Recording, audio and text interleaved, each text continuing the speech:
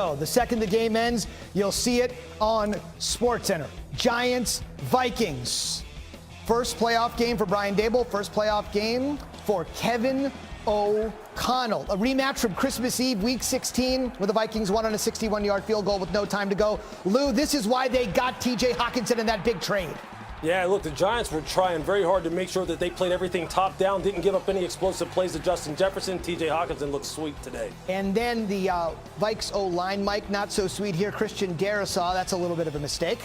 Yeah, you can't have that in that situation. That was a huge 5 yards of the game. And then Lou Jones waiting. He had an unreal game to Isaiah Hodgins. What a performance by Jones, and this catch was sublime.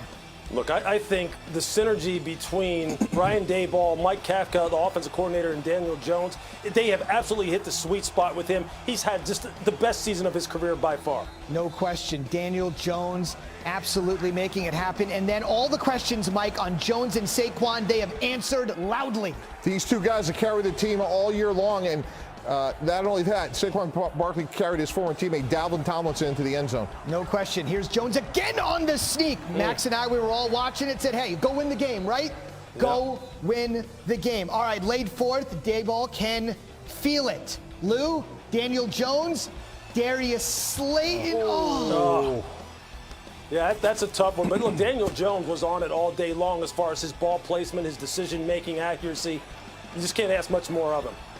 Huge play there, Mike. What a breakup. Yeah, they got to play by Flew in the on a key third down there, setting this fourth down up, 4th and long. That's 4th and 8. Nowhere near the first down marker. Giants get a huge stop, and the Giants in year one, I mean, there's many people that think that guy is the NFL's coach of the year. 31-24, the Giants win, exacting revenge on that Christmas Eve game, again, that they lost 27-24 on that 61-yard field goal. The dejection they had walking off the field on Christmas Eve, it's all been flipped because they win the game between the two that counts the most. Saquon Barkley, 3rd Giants player in the Super Bowl era with 50 yards rushing and 50 yards receiving in a playoff game, and they've had some pretty good ones back there. Incredible. You go through Parcells and Coughlin and now Daboll. What a moment. All right, Lou, you mentioned it. Daniel Jones played the game of his life. This is a guy that declined his 5th-year option, and he just said, to heck with it. I'm going to go out, and he had the game of his life. If there has ever been an example of how much, Zubin, coaching matters in the NFL and how much the relationship between coaches and players matter, it is Daniel Jones this year with Brian Daboll and, as I said before, offensive coordinator Mike Kafka. They have hit the sweet spot with him. They have found his comfort zone. Their play calling, their scheming, their ability to get people open relative to whatever they're being presented defensively is second to none. Daniel Jones obviously is very comfortable with what they're calling. They use him in various different ways. His ability to run the football and Mike Kafka's willingness to run him with the football makes defenses really have to defend 11 people on the field, as we always hear talked about when your quarterback is a primary runner. And that really does put them at a disadvantage, and it puts them on their heels as far as whether you want to play 8-man boxes and really single up your players on the outside, or if you can afford to sit back and cover 2 shell and then let Saquon Barkley run the football. And it has all benefited Daniel Jones. It has all added to his increased efficiency this year, to the point where now every win that he racks up here in the playoffs, it's just cha-ching, cha-ching, cha-ching for him, which is exactly how he would like it. No doubt. Yeah. Gettleman smiling somewhere saying, I knew it. I knew it. What do you got? You know, I know we're not on CNBC and the stock market went down last year, but to Lewis's point, it certainly didn't for Daniel Jones or Saquon Barkley. Their stocks are skyrocketing right now. Are you Jim Cramer or you Mike Tannenbaum? All right. Listen to this before we get to Daniel Jones. First player in NFL history in the playoffs. 300 yards passing, 70 yards rushing, 2 touchdowns. Nobody had ever done that in the playoffs. Here he is with Sal Palantonio. What can you say about your football team coming in and win the first playoff game? Yeah, I mean, we got a tough group. We got a tough, gritty group. We've known that all year. Going back and forth in a lot of these games and found ways to win. So that hasn't changed. Thought we played well today. We'll celebrate it. A lot of work to do for us going forward. Down at the end, you went for it on 4th and 1. When your head coach went for it, when you were in your own territory, what were you thinking?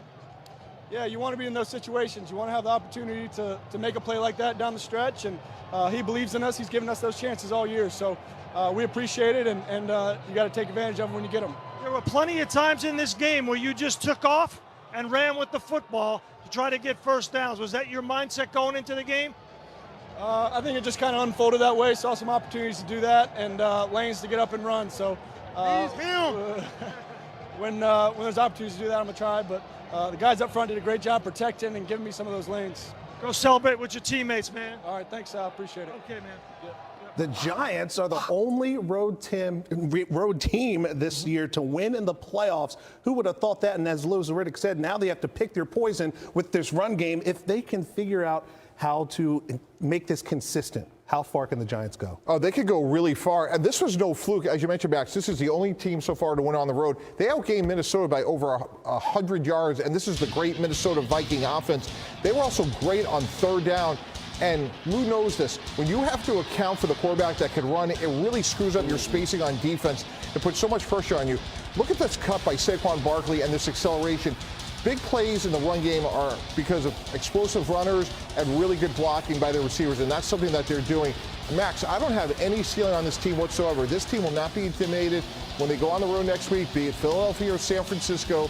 This is a battle-tested team that's tough. They're good on both sides of the line of scrimmage. And again, when your quarterback is making plays the way Daniel Jones is, they are very difficult to defend. Their offense travels 142 yards rushing for the G-men. Speaking of quarterbacks making plays, let's look ahead to the cap the wall NFL. Louis Riddick, Mike Tannenbaum, Max McGee, Zubin Mehenti right out of the gate. Third meeting between Buffalo and Miami. Max, all three games have been decided by a grand total of 8 points. It's not going to be easy out in Orchard. Seems bright, though, with that guy in charge, and it's incredible. The Bills lose the turnover battle and win. The Jags lose the turnover battle and win. It's just not something you see. Let's break it down. Lou, let's start with you. Simply put, big play Buffalo. What did you see?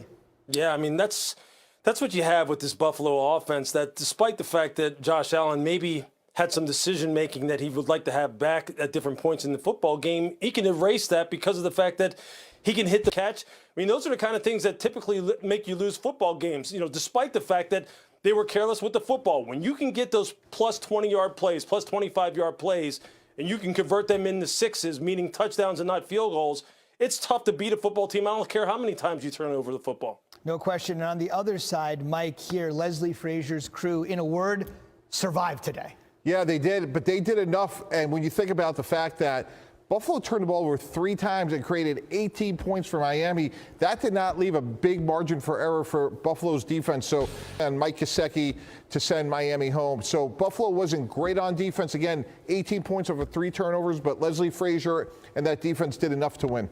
We talked about those playoff woes for the Miami Dolphins. Not good. They haven't won a playoff game in nearly almost more than 2 decades.